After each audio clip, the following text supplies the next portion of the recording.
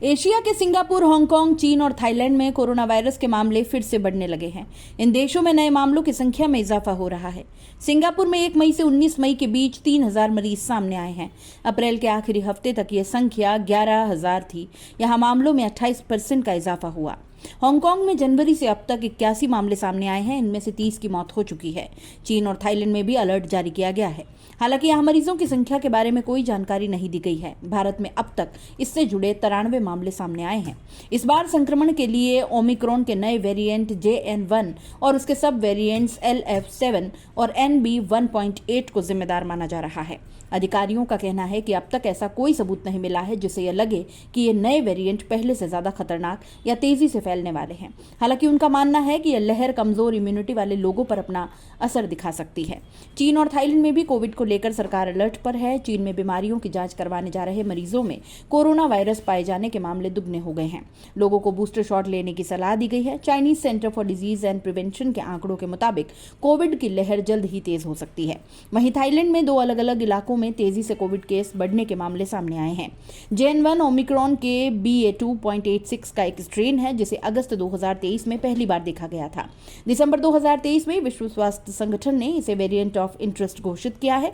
इसमें करीब 30 म्यूटेशंस हैं जो इम्यूनिटी को कमजोर करते हैं।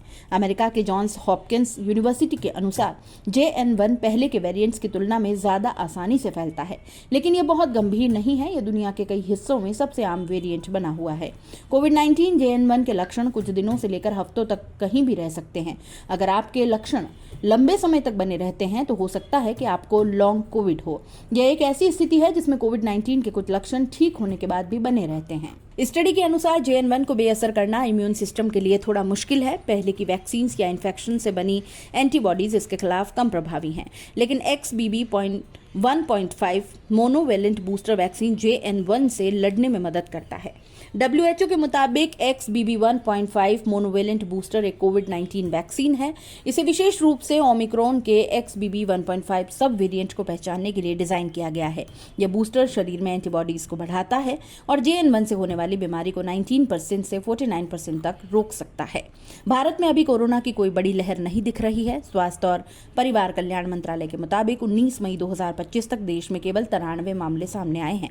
मुंबई में डॉक्टरों ने हल्के लक्षणों वाले कुछ मामले देखे हैं, खासकर युवाओं में, लेकिन नई लहर का कोई जानकारी नहीं मिली।